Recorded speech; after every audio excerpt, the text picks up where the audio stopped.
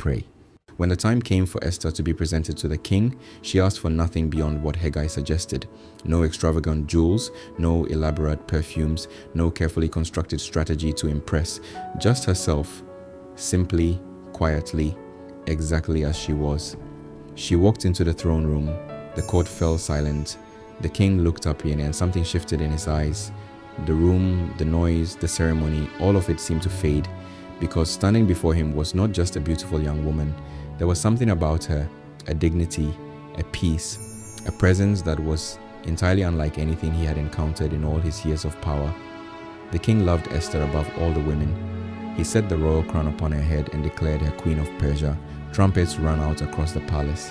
The court erupted in celebration, and Esther stood there, the crown of the most powerful empire in the world, resting on the head of a quiet Jewish orphan from the streets of Susa. She was queen now, but neither she nor Mordecai could have imagined how much that crown was about to demand of her. Into this story now walks a villain.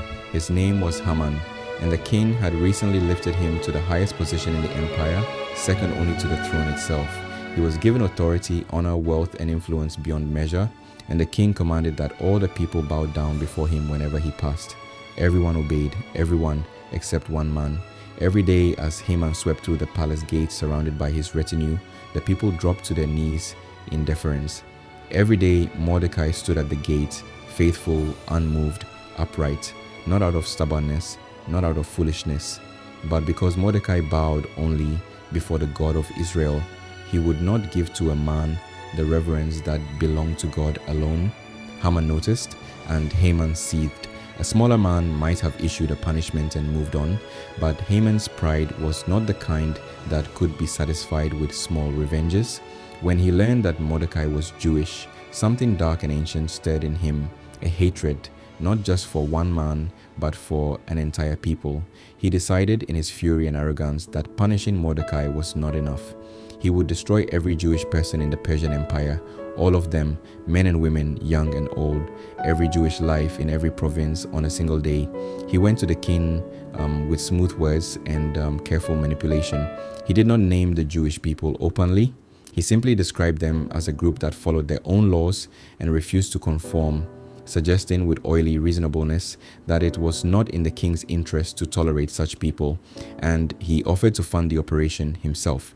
The king, without asking questions, removed his royal signet ring and handed it to Haman. The seal was pressed, the letters were written, messengers rode out on swift horses to every province of the empire, and in city after city, in language after language, the decree was read aloud. On the 13th day of the 12th month, every Jewish man, woman, and child in the Persian Empire was to be killed. The city of Susa was thrown into confusion, and across the empire the Jewish people mourned with weeping and wailing, lying in sackcloth and ashes. At the palace gate, Mordecai tore his robes. He covered himself in sackcloth and cried out in anguish, a sound so raw, so broken, that it stopped the people walking past.